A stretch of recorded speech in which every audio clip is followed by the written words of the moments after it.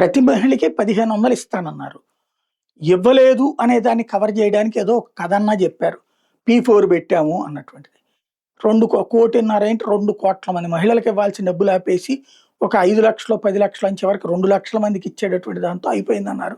అది పచ్చి అబద్ధం. నిరుద్యోగ భృతి అంతే. 50 ఏళ్లకి పెన్షన్ అంతే. 60 ఏళ్లోళ్ళ పెన్షన్ కూడా ఇవ్వట్లేదు. సరే అది పక్కన పెడితే ఇప్పుడు విచిత్రమైంది ఏంటయ్యా అంటే ఫీజు రియంబర్స్‌మెంట్ ఇస్తారా? ఇవ్వరా? యూనివర్సిటీ ఏమో సర్టిఫికెట్లు ఇవ్వమని కాలేజీలకు చెబుతాయి. మా దగ్గర ఫీజు కట్టకుండా మేమెందుకు సర్టిఫికెట్లు ఇస్తామని కాలేజీలు అంటాయి. యూనివర్సిటీ ఎవడు? ప్రభుత్వం ఎవరు? వాళ్ళ కాలేజీలోకి నువ్వు ఫీజు కట్టాలి కదా! కట్టను మేము ఫీజు రియంబర్స్‌మెంట్‌కి వ్యతిరేకం. ఫీజు రియంబర్స్‌మెంట్ రద్దు చేసేసాం. ఫీజు రియంబర్స్‌మెంట్ లేదు. గతంలో ఉన్న బకాయిలు కూడా మేము కట్టం అని చెప్పేస్తారు. ఇప్పుడేంటి వాళ్ళకి చెప్తున్నది? గతంలో బకాయిలు కట్టంగానే ఇది చూస్తామన్నారు. చివరికి 4,500,000 కోట్లు ఇస్తామని చెప్పి ఏమీ చేయకుండా పోతున్నారు. ఇప్పుడు వాళ్ళు చదవాలా? చదవక్కర్లేదా? ఇప్పుడు ఇద్దరు నష్టపోతున్నారు. ఒకటి విద్యార్థులు.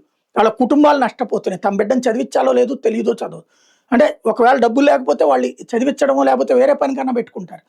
అటు వాళ్ళు సఫర్ అవుతున్నారు. ఇక విద్యకి దూరం అయ్యేటటువంటి పరిస్థితి అంటే రోజు కాలేజీకి వచ్చి ఫీజులు అడిగించుకుంటుంటే మానసికంగా ఎంత మనోవేదన చెందుతాడు ఆ విద్యార్థి.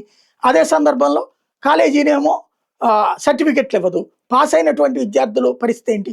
ఇంకోటి ఈ ఫీజులు రాక ఆ కాలేజీల నిర్వహణ చేతకాక పాపం వాళ్ళు అల్లాడుతున్నారు. టీచర్లకి వాళ్ళకి జీతాలు ఇవ్వలేకపోతున్నారు. లెక్చరర్లకి ఇంతమందిని హింసించడం ఎందుకు?